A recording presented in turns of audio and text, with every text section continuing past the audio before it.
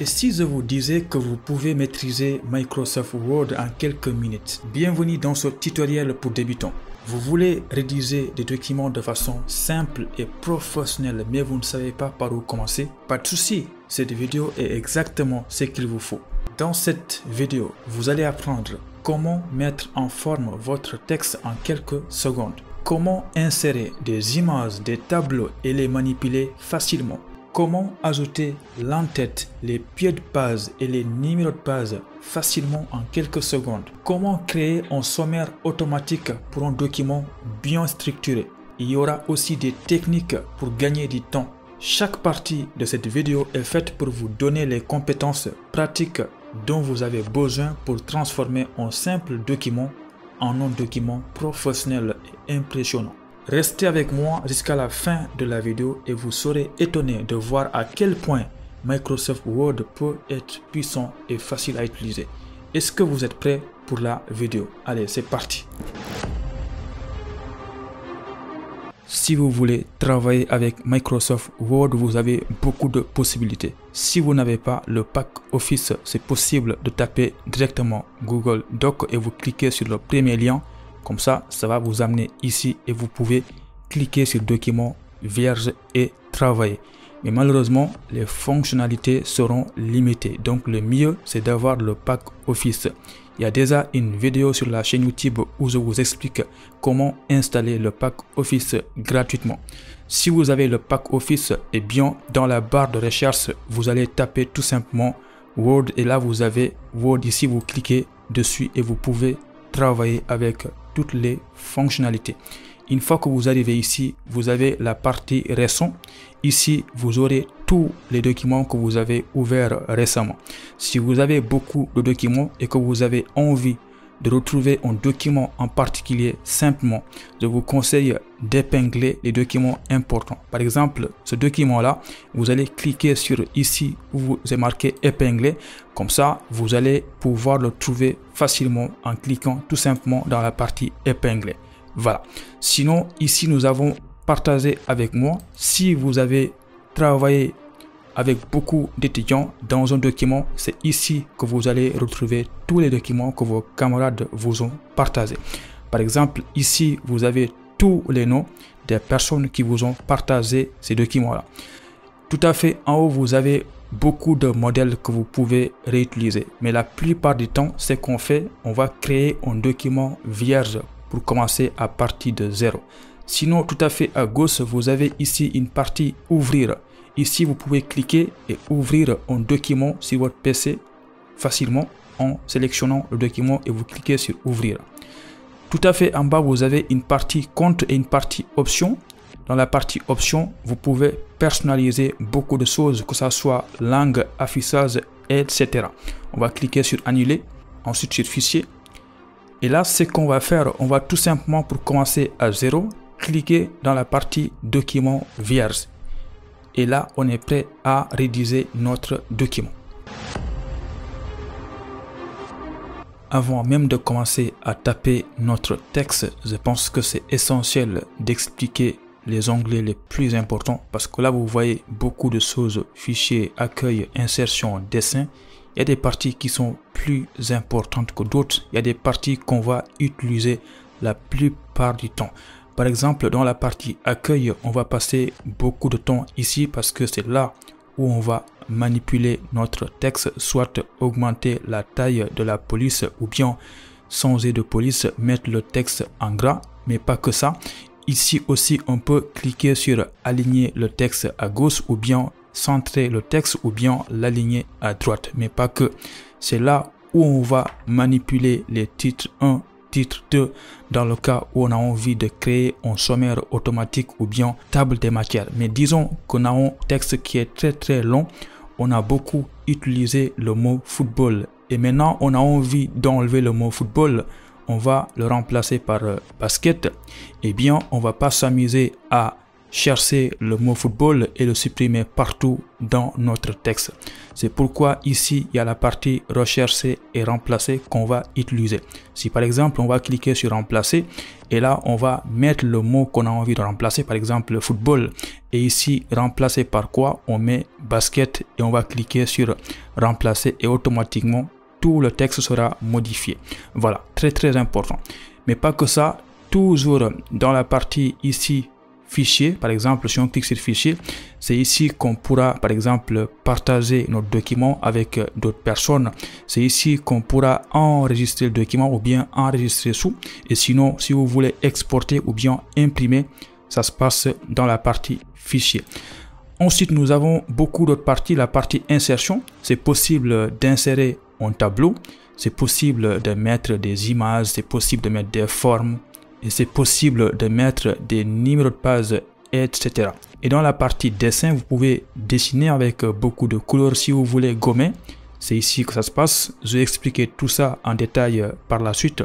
Pour l'instant, on est en train de voir les choses qui sont importantes. Et dans la partie référence, par exemple, ici, vous pouvez créer la table des matières, ce qu'on appelle le sommaire automatique.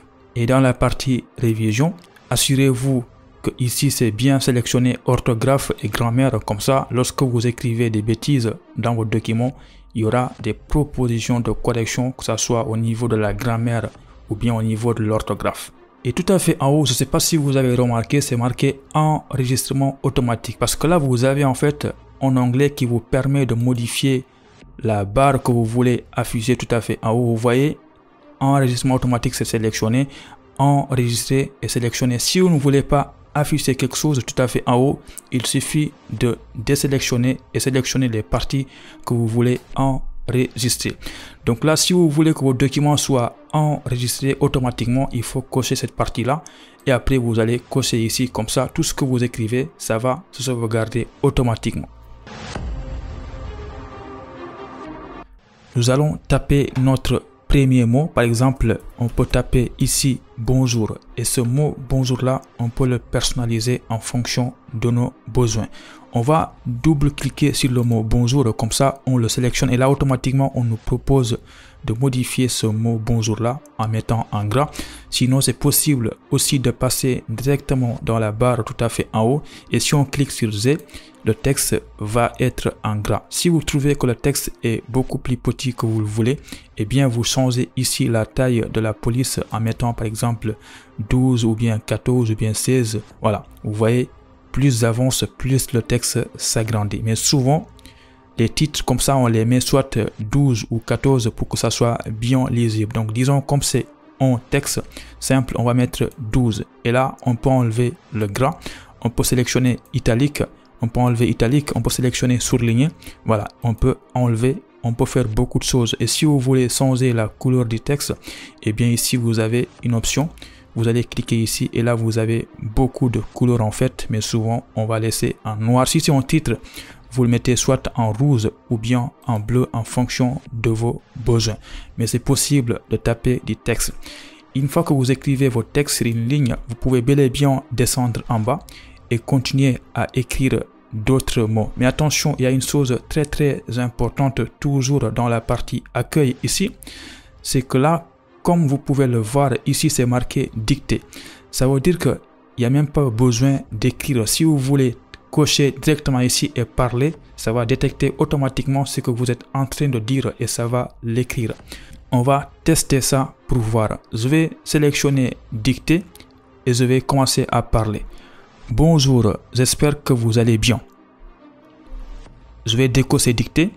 Là, tu vois que j'ai même pas besoin d'écrire en cochant la partie dictée. Tu peux dire, ça va directement écrire le texte. C'est très rapide.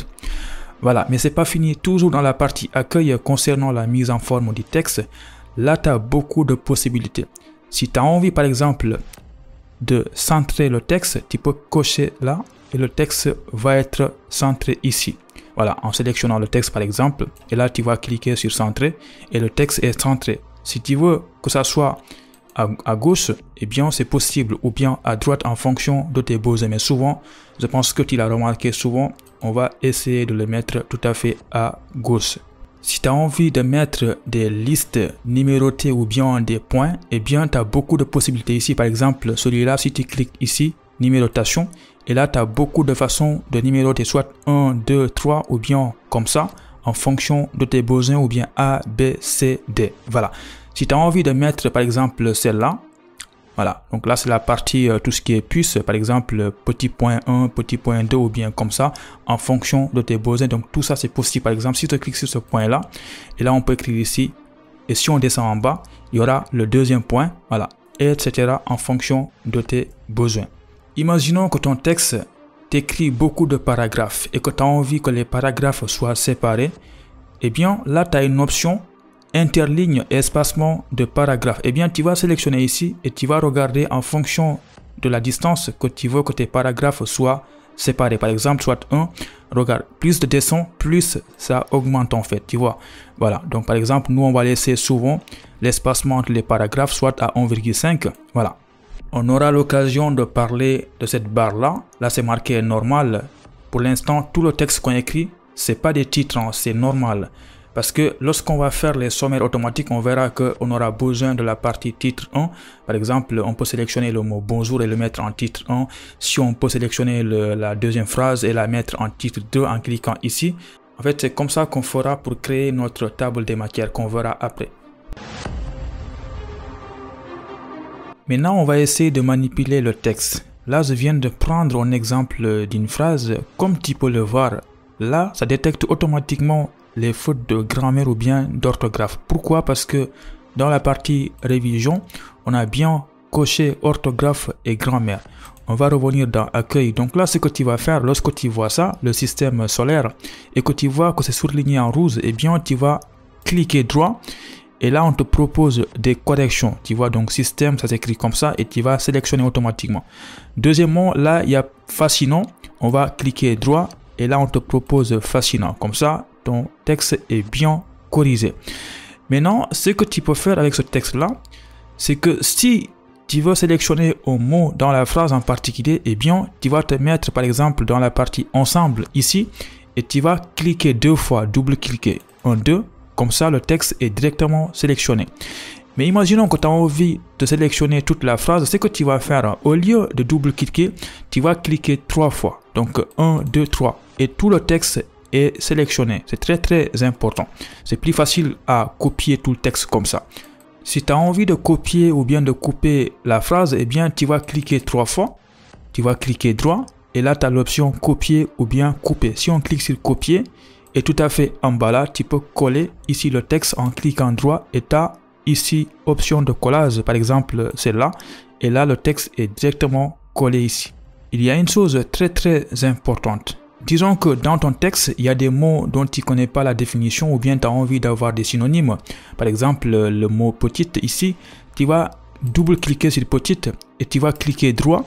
Et là, tu as non seulement copié-collé tout ça, mais ici tout à fait en bas, là tu as une partie synonyme ici. Et là, comme tu peux le voir, il y aura tous les synonymes du mot que tu as sélectionné. Sinon, il y a possibilité de traduire ou bien de le mettre en lien. Je l'avais expliqué en début de vidéo, mais ton texte, si tu as un texte très très long, c'est possible de remplacer un mot en particulier, par exemple le mot petite, par un mot courte. Si tu as 2 phrases, c'est pas trop important, mais imaginons que tu as un texte de 1000 pages et qu'il y a énormément le mot petite. Ce que tu vas faire, tu vas cliquer dans la partie remplacer ici et tu vas dans la partie rechercher, tu vas taper par exemple le mot que tu as envie de remplacer, par exemple petite. Et ici, tu vas cliquer sur remplacer par quoi? Disons, tu as envie de remplacer petite par courte. Et ensuite, tu vas cliquer sur remplacer tout. OK? On va enlever. Et automatiquement, tu vois, dans tes phrases, le mot petite est remplacé par courte. Voilà. On va commencer à insérer des choses importantes dans notre document. Ici, nous avons insertion. Disons que nous avons envie d'insérer des images. Et là, on va cliquer sur images et là, nous avons beaucoup de possibilités. Soit vous avez des images directement sur votre PC. Dans ce cas, vous cliquez ici, cet appareil. Sinon, vous utilisez directement des images qui se trouvent en ligne. Dans ce cas, vous cliquez tout à fait en bas, images en ligne. On va cliquer sur cet appareil et là, vous allez chercher l'image que vous avez envie d'importer, par exemple, cette image-là, insérer. Et là, vous avez une image. La première chose que vous allez faire lorsque l'image va arriver, vous allez cliquer sur l'image. Et là, vous avez une option. Vous cliquez ici. Et là, vous avez beaucoup de possibilités. L'habillage du texte. Moi, ce que je fais souvent, c'est que je clique ici, devant le texte. Après là, c'est possible de diminuer la taille du texte. C'est possible de mettre l'image à l'endroit où vous voulez.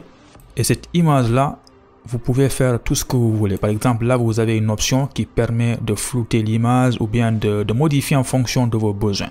Mais c'est pas fini. Ici, vous avez une option correction où vous pouvez modifier l'image. Par exemple, si vous sélectionnez celle-là, vous voyez que la photo est modifiée.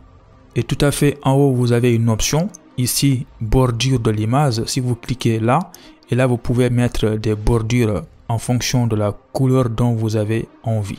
Si vous voulez modifier la transparence de votre image, vous avez ici transparence. Vous voyez là, vous diminuez la transparence ou bien vous l'augmentez. Voilà. Ça, il y a énormément de possibilités si vous voulez modifier l'image. Et c'est même possible de rogner. Sinon, toujours dans la partie insertion. Là, vous avez image et c'est possible de cliquer sur image en ligne. Comme ça, vous cherchez une image en ligne en fonction des propositions. Il y a vraiment beaucoup de possibilités. Sinon, vous cliquez sur rechercher, vous cherchez une image qui est disponible en ligne. Voilà. Je vais supprimer l'image qu'on a insérée. Toujours dans la partie insertion. Si vous n'insérez pas d'image, c'est possible aussi d'aller dans la partie Smart Art ici. Vous cliquez là. Et là, vous avez beaucoup de possibilités. Choisir un graphique Smart Art. Soit vous cliquez sur cycle, ou bien hiérarchie, ou bien relation, ou bien franchement processus.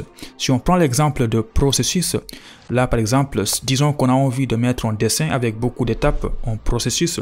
Eh bien, si on prend l'exemple ici, on clique là, on va cliquer sur OK et automatiquement nous avons en fait un processus qui va s'insérer. Et là, on peut modifier le texte. Ici par exemple, le texte 1, on va mettre partie 1. Voilà, ou bien étape 1, et là vous faites pareil, vous cliquez ici, vous mettez partie 2, ou bien étape 2, étape 3. Et ça aussi, c'est possible de personnaliser en fonction de vos besoins. Tout à fait en haut, vous avez ici beaucoup de possibilités. Sinon, vous pouvez modifier les couleurs.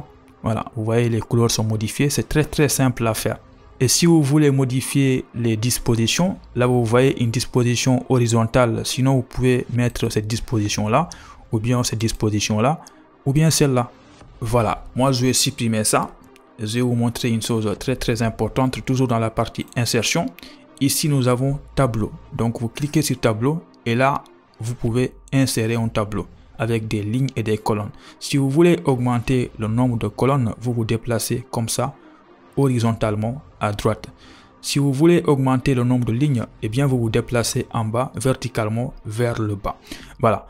Et là, par exemple, on va mettre un tableau avec 3 lignes et 4 colonnes et vous pouvez le voir ici en haut. Donc là, on clique sur OK. Là, nous avons notre tableau. Et bien, ce tableau-là, c'est possible d'augmenter la taille des cases en mettant ici au milieu. Et là, on va descendre en bas. Vous voyez, on augmente la taille de la case. Si vous voulez augmenter ici la taille comme ça, horizontalement, c'est possible. Mettez-vous ici au milieu. Donc moi, je vais augmenter la taille et cette taille-là et cette taille-là. Voilà. Donc là, nous avons notre tableau. Et ce tableau-là, lorsque vous mettez dans la partie création de tableau, vous pouvez faire beaucoup de personnalisation. Si vous voulez mettre trame de fond, par exemple, vous sélectionnez cette case-là, et bien vous cliquez ici. Et là, c'est possible de le colorer, par exemple, en jaune ou bien en rouge. Si vous voulez modifier ici le style du tableau, et bien c'est possible. Là, vous avez beaucoup de possibilités. Voilà, vous vous déplacez et vous changez en fonction de vos besoins. Et vos tableaux, vous pouvez le remplir en mettant, par exemple, en vous plaçant ici et mettre un texte ici. Si vous voulez remplir cette case-là, vous mettez ici, vous écrivez vos textes en fonction de vos besoins.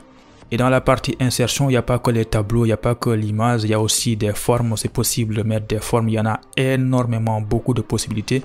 Sinon, c'est possible de mettre des graphiques. Ici, vous voyez, il y a beaucoup de possibilités, que ce soit histogramme, des courbes, des secteurs, des barres, des aires, etc. Nous allons rentrer dans la partie la plus importante de cette vidéo là. On va commencer par tout ce qui est pied de page et bas de page. Donc disons que vous avez un document, vous avez fini d'écrire votre document, vous avez mis l'introduction, vous avez mis grand 1, petit 1, vous avez tout mis. Le document il est complet avec beaucoup de pages.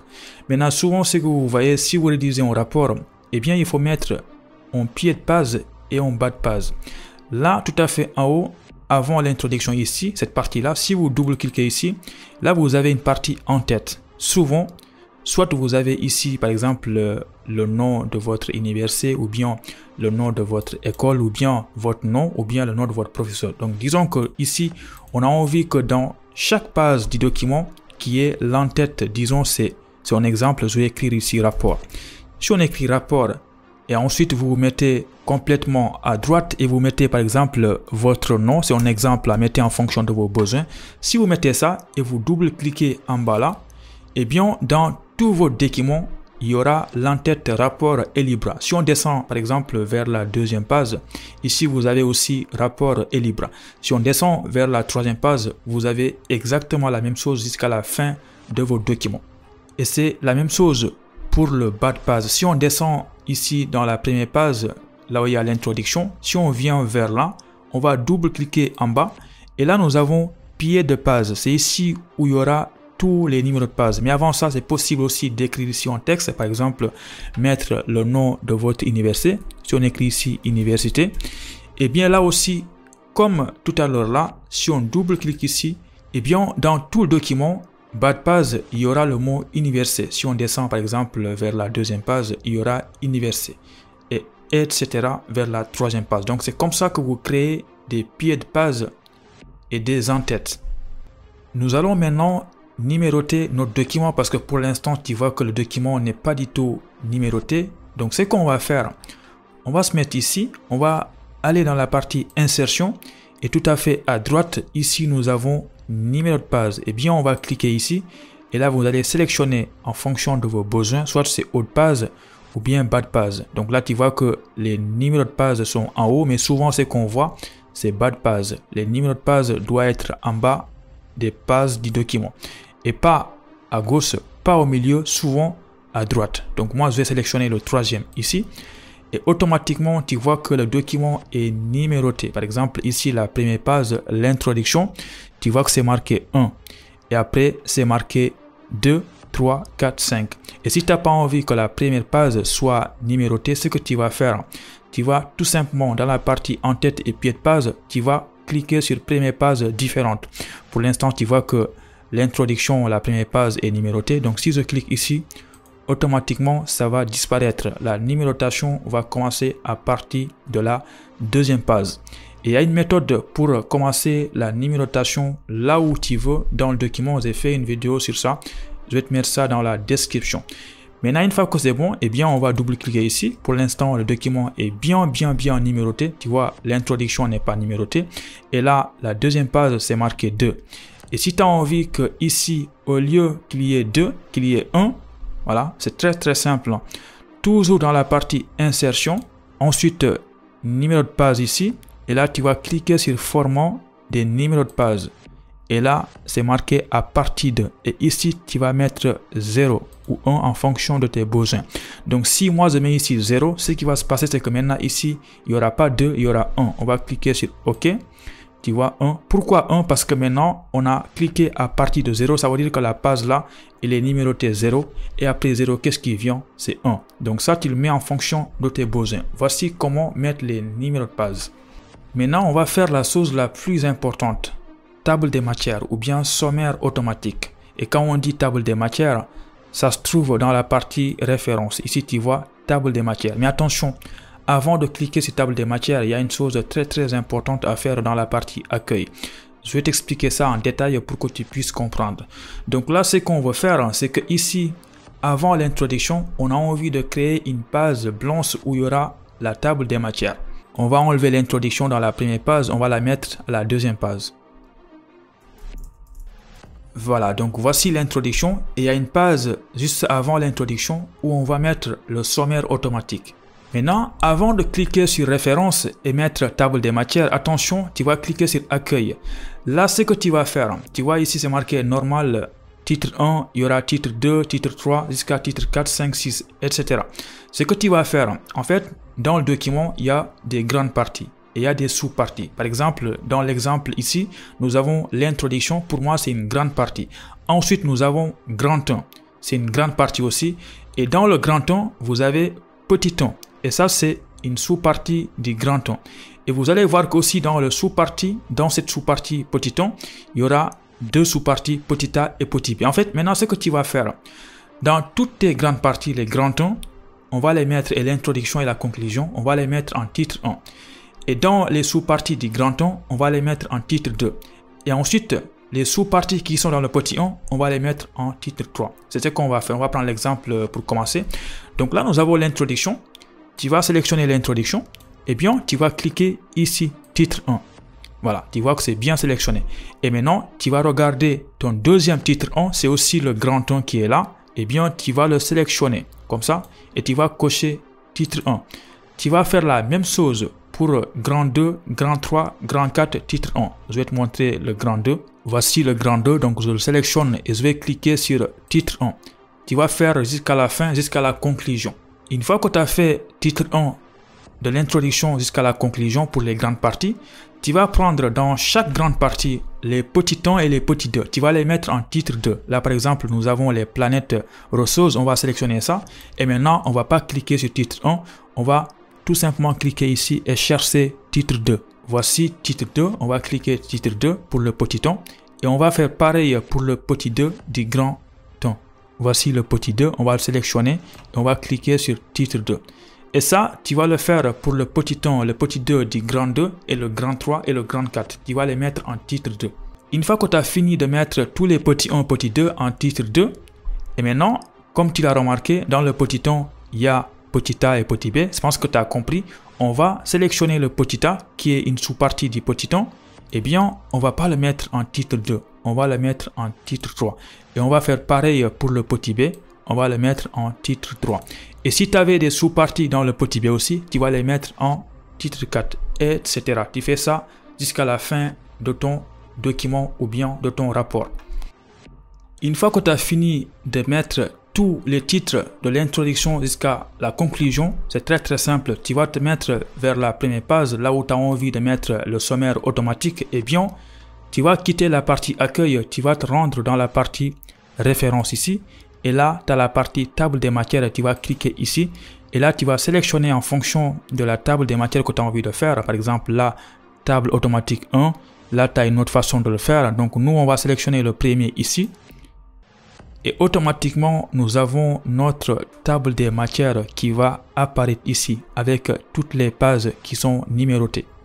Tu vois, par exemple, le grand 1, il se trouve dans la deuxième page. L'introduction, c'est dans la première page, etc. Tu n'as même pas besoin d'écrire ici table des matières parce que c'est automatique jusqu'à la conclusion. Attention, c'est pas fini. Cette table des matières-là, tu peux la personnaliser en fonction de tes besoins. Si tu as un document très long, tu ne vas pas afficher toutes les tables des matières parce que sinon ça va dépasser la première page. Donc là, tu vois, tu peux seulement afficher les grands 1 ou bien les grands 2. Tu peux seulement afficher les grands 1 et les petits 1 et pas les petits a, petits b. Pour cela, tu vas te rendre dans la partie table des matières ici. Et tout à fait en bas, tu as ici table des matières personnalisée. Et là, tu as ce qu'on appelle affichage des niveaux. Donc là, tu vois que pour l'instant, on affiche 3 niveaux. Et quand on dit 3 niveaux, ça veut dire que nous, on va afficher le grand 1, les petits 1 et les petits a. Donc, c'est 3 niveaux. Donc, si tu n'as pas envie, par exemple, de voir les petits a, eh bien, ici, tu vas mettre 2 niveaux. Et tu vas cliquer sur OK. Comme ça, oui. Et automatiquement, maintenant, il n'y aura pas les petits a, petits b. Et si tu n'as pas envie d'afficher les petits 1, petits 2, tu vas mettre un niveau. Comme ça, il n'y aura que les grandes parties. On va cliquer sur table des matières. Et tout à fait en bas, personnaliser. Voilà. Et là, tu vas mettre afficher les niveaux. Tu vas mettre 1. Et tu vas cliquer sur OK. Oui. Comme ça, ici, il n'y aura que les grandes parties. Introduction, grand 1, grand 2, grand 3. Voilà. Je pense que tu as compris comment on fait un sommaire automatique. Maintenant, c'est pas fini. À chaque fois que tu modifies ton document, que tu déplaces du texte, par exemple, l'introduction a été déplacée, n'oublie surtout pas, à chaque fois, il faut que tu reviennes ici et cliquer sur mettre à jour la table des matières et surtout, cocher le deuxième mettre à jour table des matières. Comme ça, si la page est déplacée, eh bien, le sommaire aussi va modifier, va être changé. Donc maintenant, moi, ce que je vais faire, je vais revenir et afficher la table des matières en entier, personnaliser la taille des matières. Et là, je vais mettre 3 niveaux et je vais cliquer sur OK. Comme ça, on a le sommaire en entier. Maintenant, là, nous avons un document qui est presque complet avec un sommaire automatique. On a numéroté les pages, on a mis le bas de page, on a mis les en-têtes, on a presque tout mis. Maintenant, c'est pas fini. Le document là, il faut le partager avec tes camarades. Pour cela, tu as ici l'option partager. Mais avant ça, ici, n'oublie surtout pas de cocher enregistrement automatique. Et là, tu as beaucoup de possibilités. Là, ici, tu peux cliquer sur fichier. Et là, tu as enregistrer ou bien enregistrer sous. Par exemple, si on clique sur enregistrer sous, voilà, ici, tu as l'option parcourir ou bien se PC en fonction de tes besoins. Si moi, par exemple, je clique ici parcourir.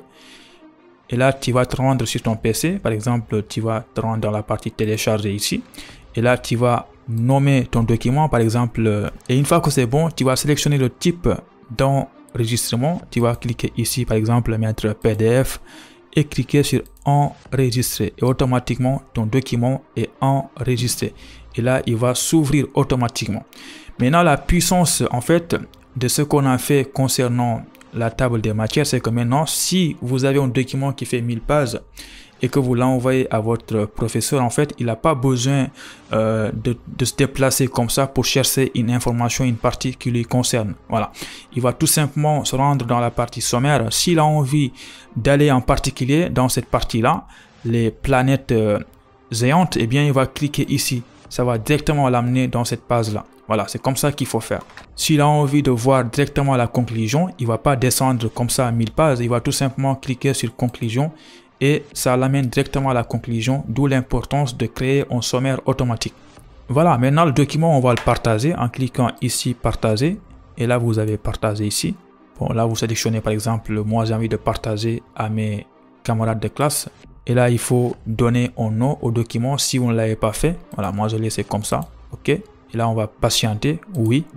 Et là, vous allez taper le nom des personnes ou adresse mail que vous avez envie de partager le document. Et dès que vous tapez les adresses mail ici, ensuite, vous allez cliquer sur envoyer. Et automatiquement, une fois que vous cliquez sur envoyer, eux, ils verront, par exemple, je vous ai montré ça au début dans la partie fichier.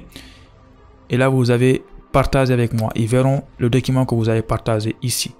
Je ne l'ai pas souligné, mais si vous avez envie de faire des dessins ou bien des conceptions en fonction de vos besoins, c'est possible. Ici, vous avez dessin et là, vous pouvez sélectionner celle-là et dessiner. Voilà, ou bien celle-là, écrivez tout ce que vous voulez. Mais si vous voulez gommer, c'est possible. Là, vous avez la gomme et vous mettez comme ça, vous enlevez ce que vous avez écrit.